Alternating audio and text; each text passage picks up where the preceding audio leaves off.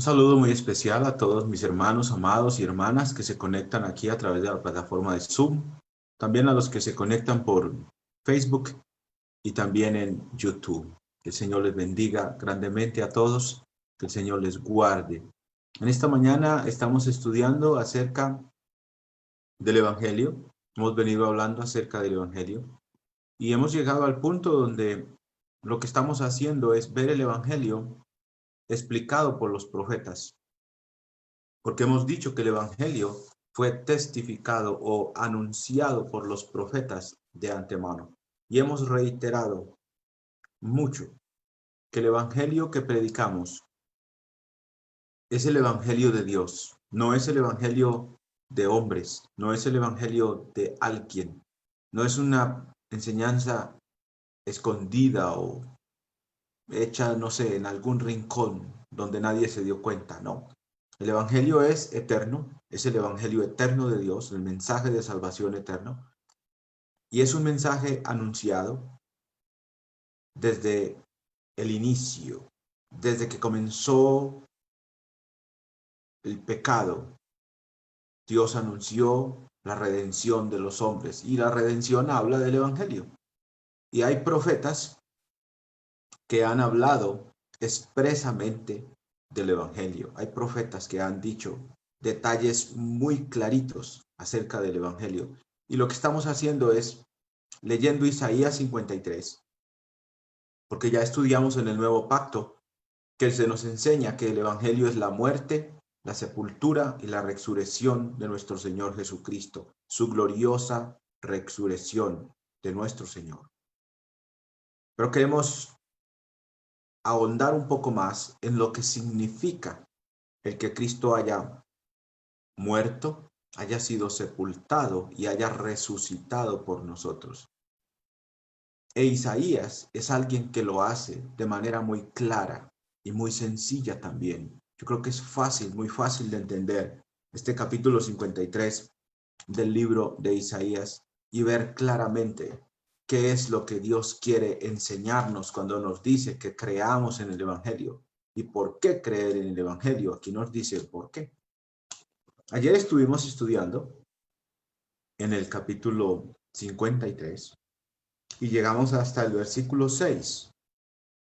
El versículo 6 dice: todos nosotros nos descarriamos como ovejas, cada cual se apartó por su camino, mas Jehová cargó en él el pecado de todos nosotros.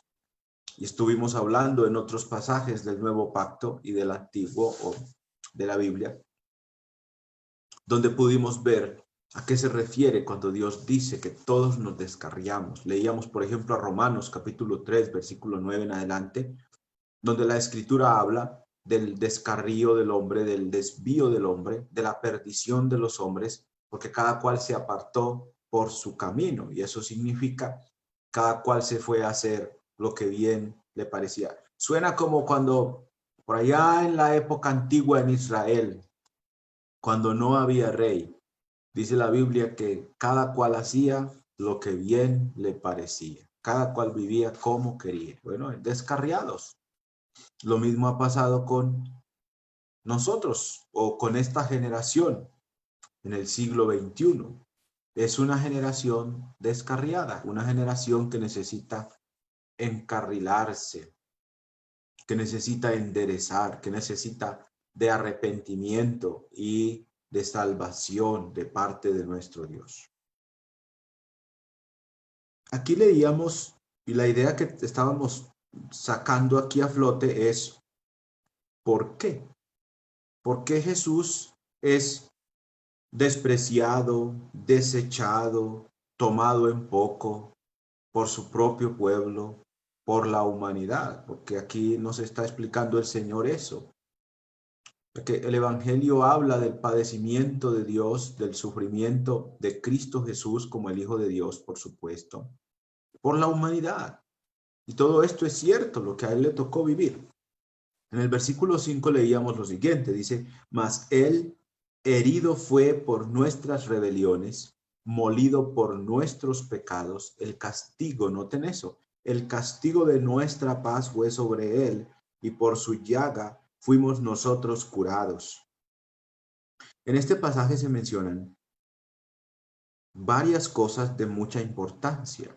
En primer lugar, dice que él fue herido.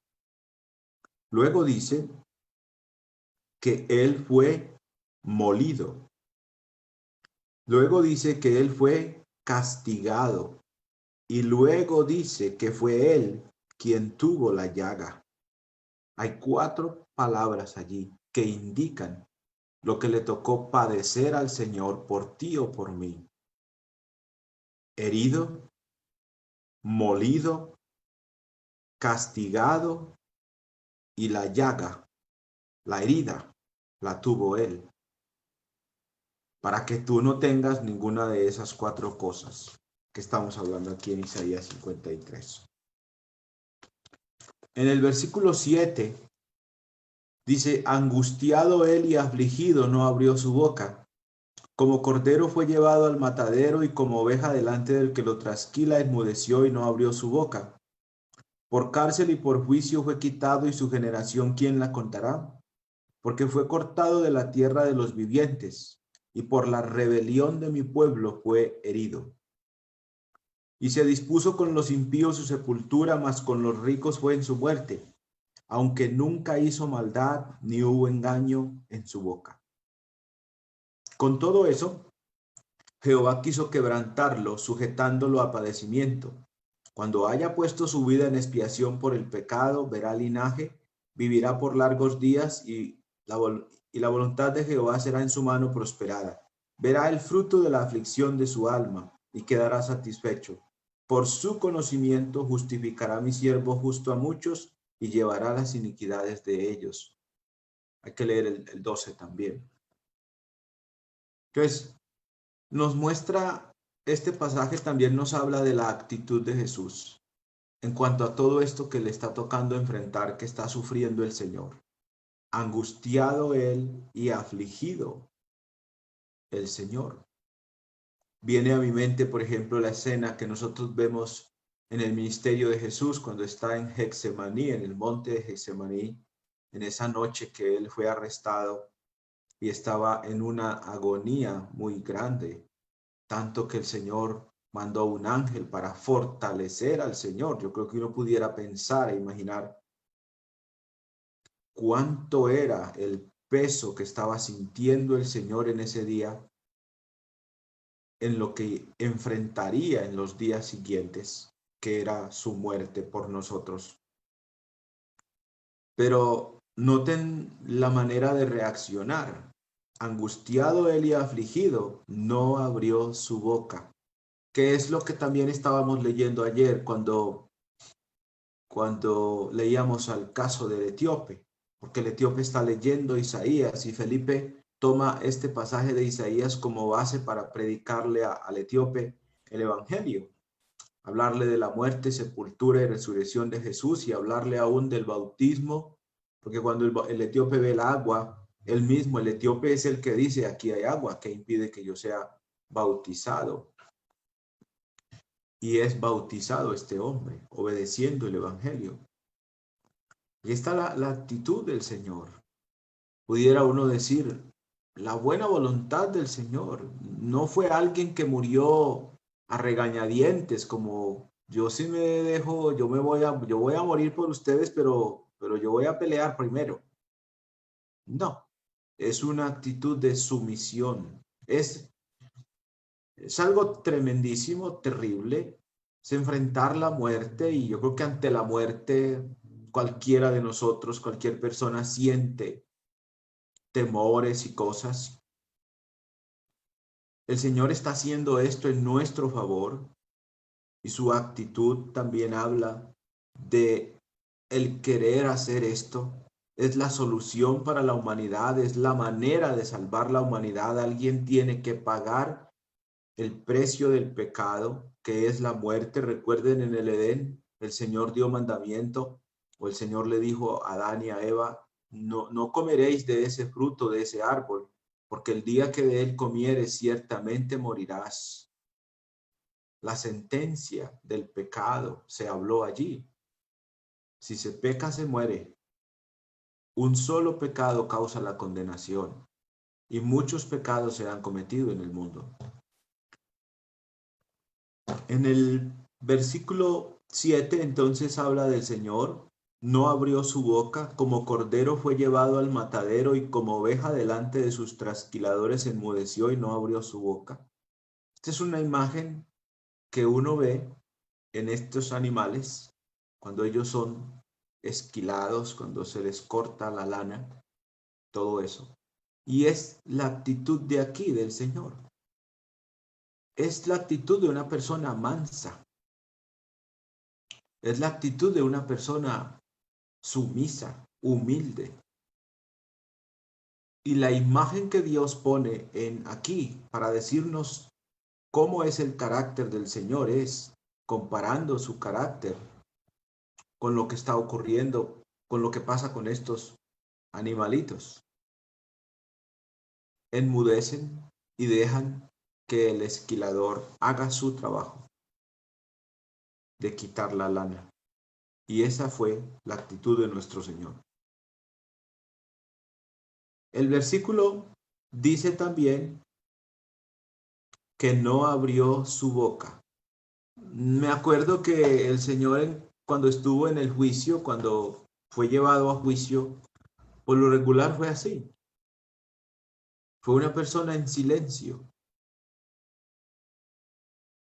Una persona que no habló. Por lo regular los seres humanos somos más bien de los que hablamos y argumentamos, arguimos las cosas y decimos y de todo. El Señor no fue así. Él fue una persona callada, silenciosa, delante de aquellos que estaban juzgándole injustamente. Versículo 8 dice, por cárcel y por juicio fue quitado, y su generación, ¿quién la contará? Él fue arrestado,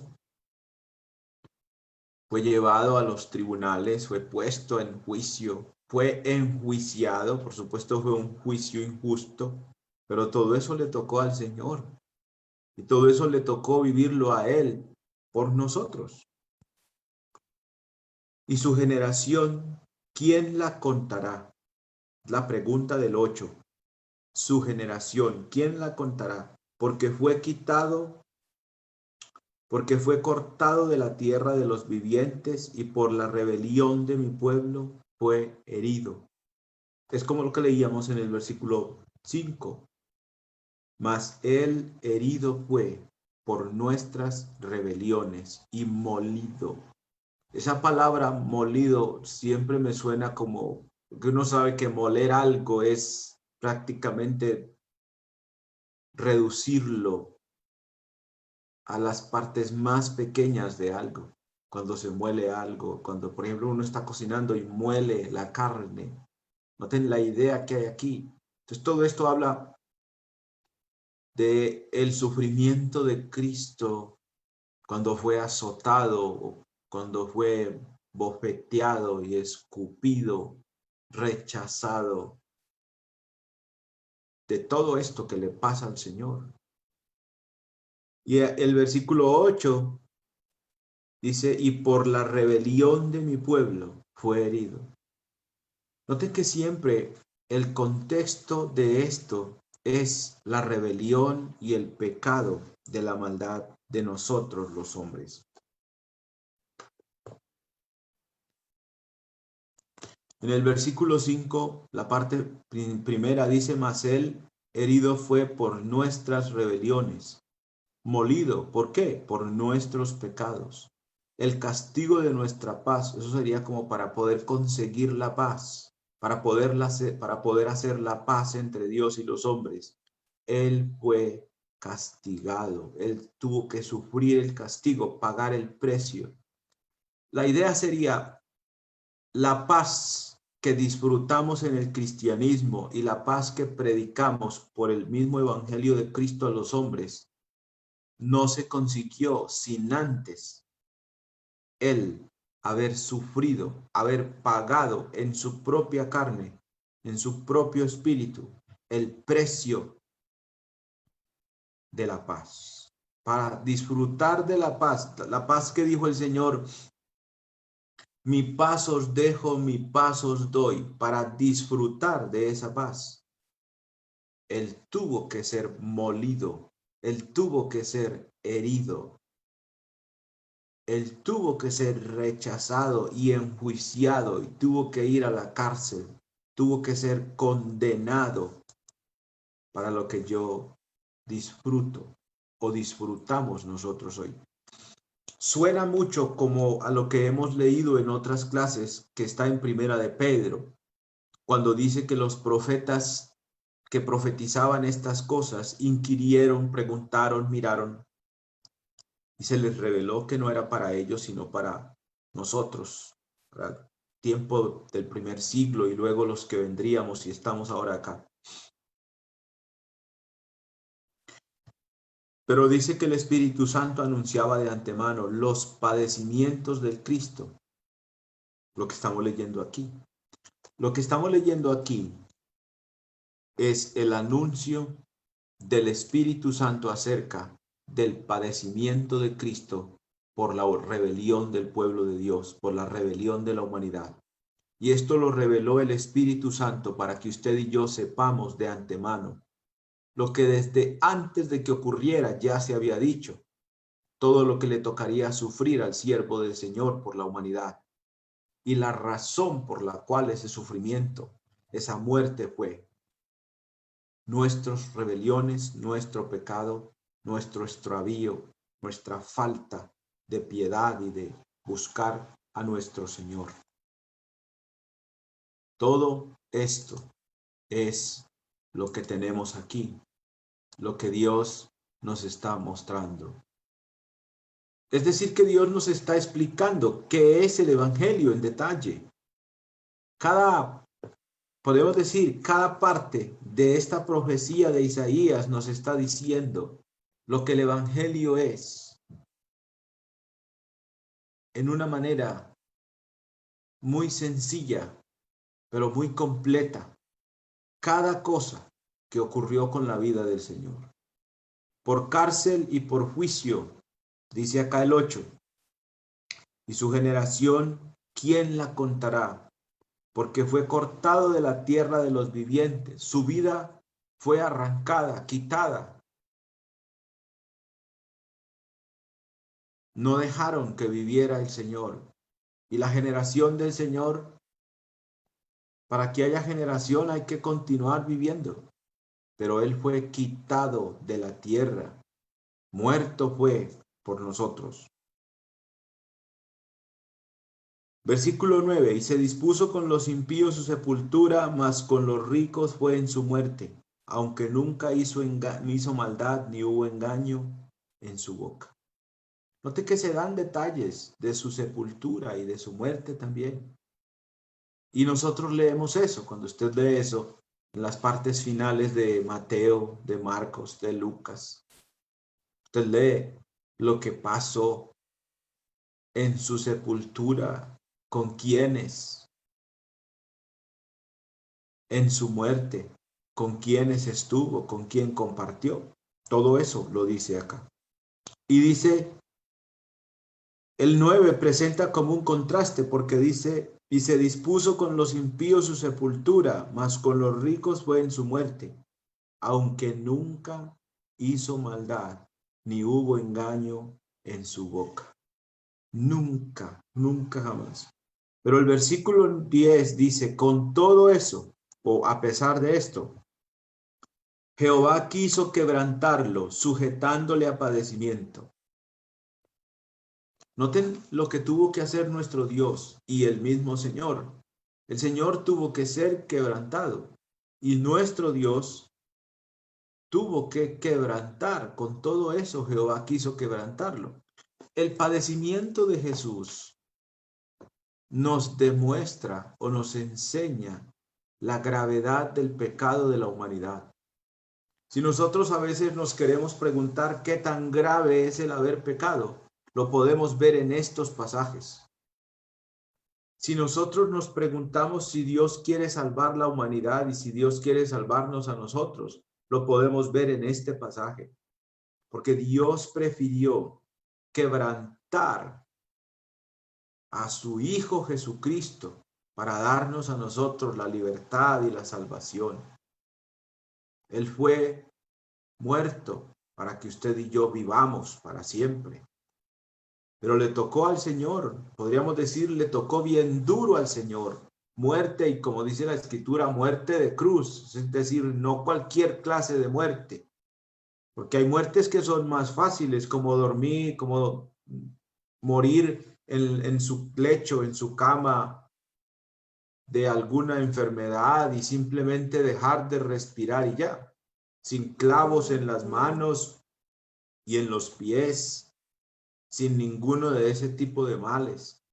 Pero al Señor no le tocó una muerte fácil, le tocó dura. Y lo que podemos ver en lo que ocurre con la muerte del Señor, lo que ocurre con todo esto que Él le toca vivir, es qué tan grave es la iniquidad y el pecado y la maldad en el hombre y lo que causa. Es decir, todo lo que ocurre con el hombre y todo el pecado tan horrible que ocurre, lo que nos da a entender es Cristo le tocó poner su cuerpo, su vida, su sufrimiento para que usted y yo seamos salvados de nuestros pecados. No había otro camino. Jehová quiso quebrantarlo, dice, sujetándole a padecimiento. Ahora miren lo que ocurre acá. Cuando haya puesto su vida en expiación por el pecado, verá linaje, vivirá por largos días y la voluntad de Jehová será en su mano prosperada. Esto nos habla del triunfo del evangelio o que el evangelio trae al mundo cuando haya puesto su vida en expiación por el pecado. Cuando él pagara el precio, que ya lo pagó, pero estamos hablando desde la profecía. El profeta habló de algo que vendría. Pero el profeta anuncia, no solamente anuncia el sufrimiento, el rechazo, todo lo que le toca vivir a Jesús y la razón por la cual le toca vivir eso, por nuestros pecados y nuestras rebeliones. Pero también anuncia que cuando él hiciese eso, vendrían muchas bendiciones, vendrían muchos favores para la humanidad entera. Dice, cuando haya puesto su vida en expiación por el pecado, verá linaje, vivirá por largos días, y la voluntad de Jehová será en su mano prosperada. Verá linaje. ¿Cuál es el linaje? El linaje de Jesús es la iglesia, el pueblo cristiano, los obedientes al evangelio, los creyentes al evangelio. Nos convertimos en el linaje de Jesús o en los rescatados por Jesús, en las personas que hoy vivimos y nos hemos convertido en sus hijos o en sus seguidores. En hermanos de Jesús nos hemos convertido, linaje de él. Su vida fue cortada. Humanamente su vida fue cortada y él murió. Pero su muerte fue una muerte que pudo quitar el pecado de en medio, que pudo pagar el pecado, que pudo pagar el precio por el pecado. Y al hacer eso, el Señor mismo ve su linaje, ve el resultado de su aflicción. Vivirá por largos días, el Señor vive para siempre. Y la voluntad de Jehová será en su mano prosperada. El reino de Cristo es estable. Su lugar jamás será removido.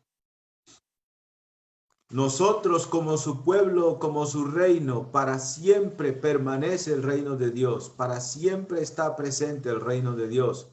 El Señor ha hecho todo esto. Y el Señor prospera en las manos de Jesucristo la voluntad de Dios. Hasta hoy día. Estamos hablando de algo que ocurrió hace muchos años. Y estamos hablando de profecías de hace muchos años, de todo lo que hizo Isaías o todos los profetas que hemos dicho que hablaron de estos días.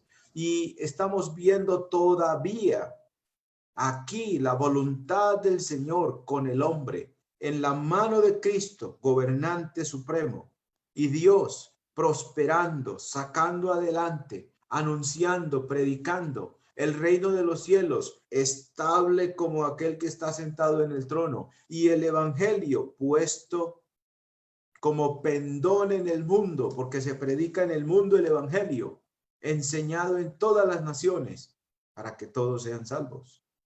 Dios ha prosperado su voluntad a través de Jesucristo y nunca esto va a acabar.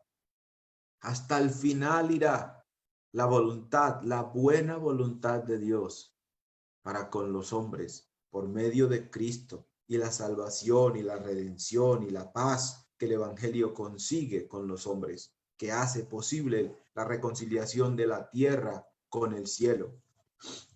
Dice también el versículo 11, verá el fruto de la aflicción de su alma y quedará satisfecho.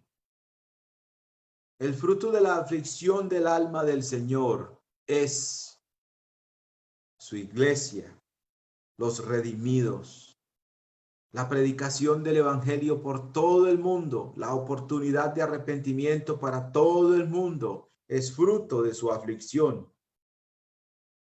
Todo lo bueno que tiene el reino de los cielos es fruto de la aflicción, del sufrimiento de Cristo. Todo lo que disfrutas como cristiano es fruto de la aflicción de Cristo. Todas las bendiciones espirituales que tú tienes son fruto de ese evangelio. Y Cristo está viendo eso. Cristo está contento de ver eso. La Biblia dice que la iglesia es la plenitud de Él. Jesucristo se deleita en su reino redimido. ¿Y cómo consiguió Cristo este reino? Con su sangre lo consiguió, a precio de sangre. Él tuvo que morir para que usted y yo podamos vivir. Verá el fruto de la aflicción de su alma y quedará satisfecho. Cuando nosotros vemos el resultado del evangelio en la vida nuestra, nosotros podemos ver la satisfacción que a nosotros mismos nos da. Pero Dios mismo y Cristo mismo dice desde la profecía que se sentiría o se siente, porque ya esto ocurrió, se siente satisfecho. Permítanme decirlo así. Es como que cuando se le predica el evangelio a alguien y ese alguien llega al Señor, hay una satisfacción en Cristo. Algo así como mi muerte valió la pena. Aquí hay otro que se arrepintió. Aquí hay otro que va a disfrutar de la salvación porque yo morí por él. Hay una satisfacción. Viene a mi mente lo que pasa en Lucas 15 cuando la Biblia dice que cuando un pecador se arrepiente, hay gozo en el cielo. Hay un gran festejo, mucho gozo, mucha alegría en el cielo por lo que ocurre cuando un pecador se arrepiente. ¿Y cómo puede un pecador arrepentirse? Por todo lo que Cristo hizo, por lo que aquí está diciendo el Señor que hizo por nosotros, por la iglesia, morir por nosotros. Verá el fruto de la aflicción de su alma y quedará satisfecho. Por su conocimiento justificará mi siervo justo a muchos. Eso es lo que predicamos en el Evangelio, la justificación a muchos. Es posible para todos, pero no todos obedecen al Evangelio. Entonces, esos que no obedecen, pues tienen, digamos, el problema o no serán justificados por no obedecer. Pero en los que obedecen al Evangelio, resulta en una salvación, resulta en una bendición muy grande, muy especial. La salvación de sus almas, la justificación. El ser declarado inocente. De eso habla mucho el apóstol Pablo. Todo el Nuevo Pacto habla de todo eso. Hablando, por ejemplo, en el capítulo 3 del libro de Romanos, habla de eso. Y es una gran bendición ser justificado.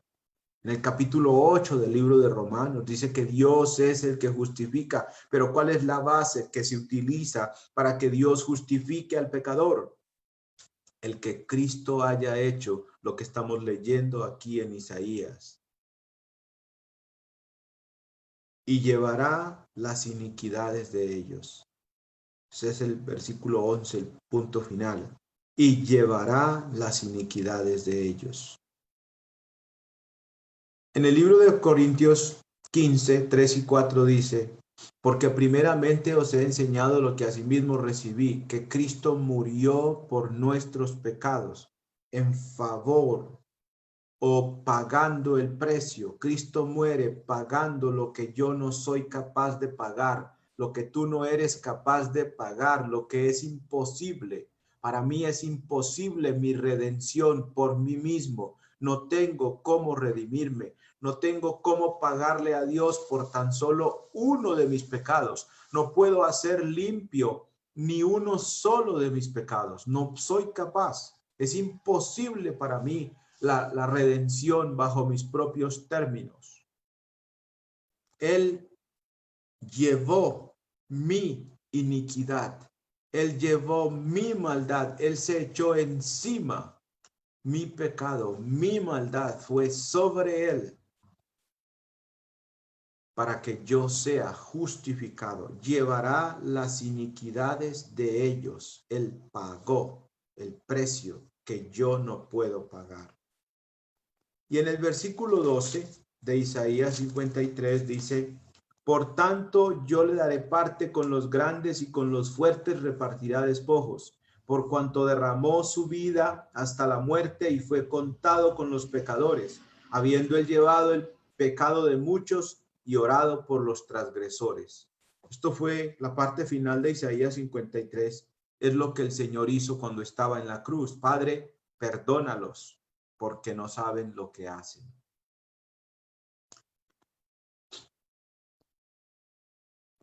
Yo le daré parte con los grandes, de eso habla el nuevo pacto. Por ejemplo, Filipenses habla diciendo que el Señor le dio un nombre que es sobre todo nombre.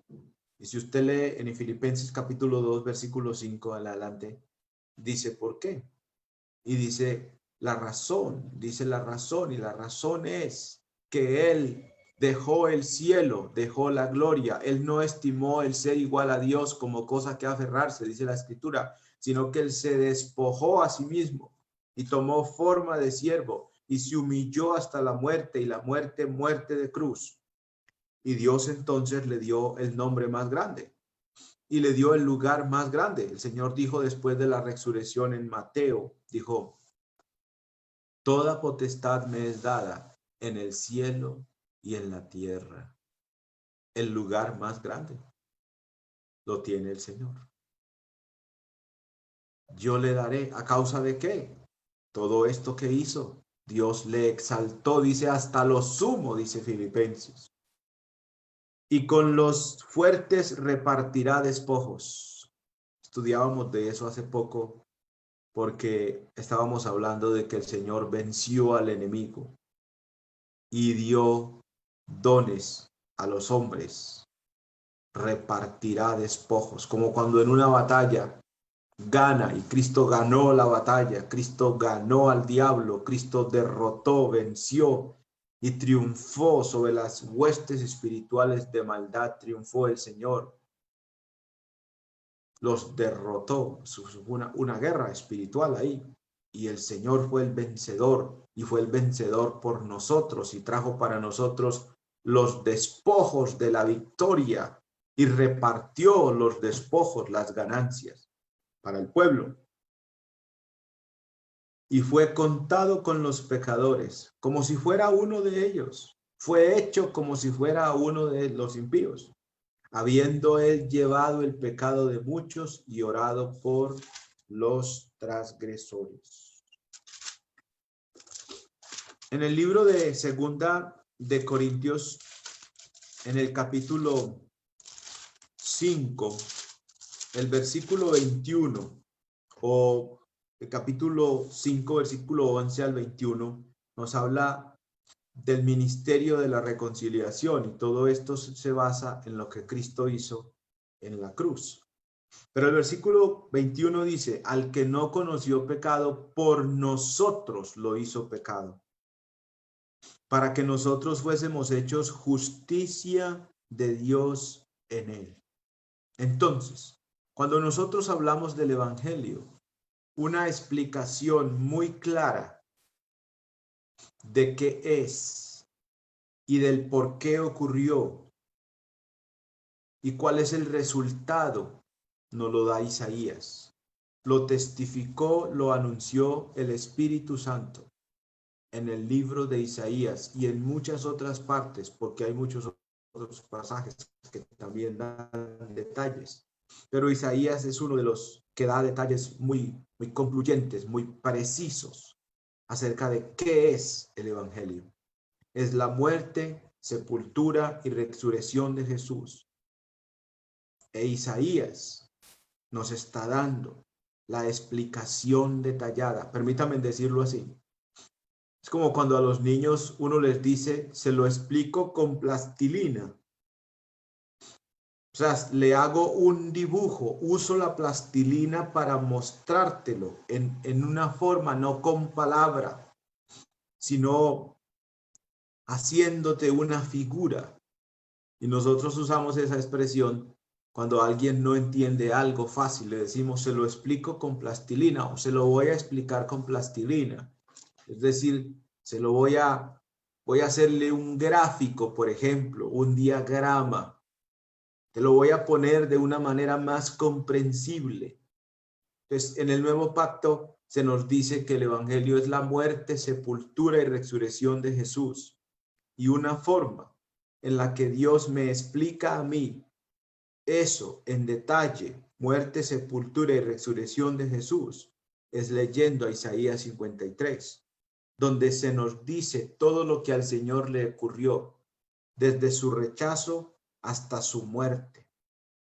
¿Qué hicimos los hombres con él? Muy especialmente los de la época. Nosotros, en alguna manera, somos responsables también de lo que le ocurrió a él, porque como ellos, nosotros también pecamos. Y por nuestros pecados también murió él. No estábamos en la época en que él vivió y le tocó sufrir esto, pero pues sí, también fue nuestra culpa lo que le tocó a él. Pues ahí está una manera clarita, muy clara, muy diáfana de entender lo que el Evangelio es y la gloria tan grande que es para nosotros. Hay que pedir entendimiento a Dios para comprender esto. Yo creo que lo hemos entendido más. Entonces, cuando Dios dice, vayan y prediquen el Evangelio a toda criatura. Esto es lo que el Señor quiere que hablemos, que le digamos a la gente. Podemos leer con ellos Isaías 53 y decirles, venga y verá lo que hizo el Señor por los pecadores. Venga, leamos aquí. Aquí hay un capítulo que habló cientos de años antes de que el Señor viniera, de lo que Él haría por ti y por mí, y que ya lo hizo. Aquí está, léelo, leámoslo juntos. Así hizo Felipe cuando le predicó, le anunció el Evangelio de Jesús a el etíope. Vamos a orar.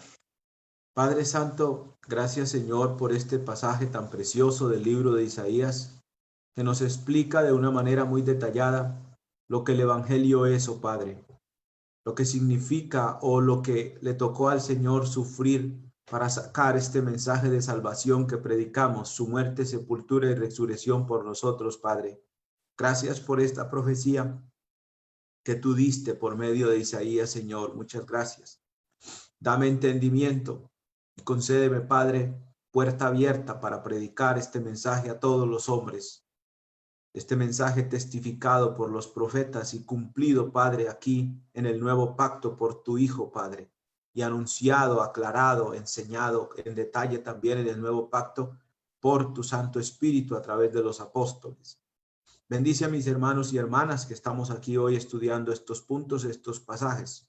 En el nombre de Cristo, gracias, Señor. Amén.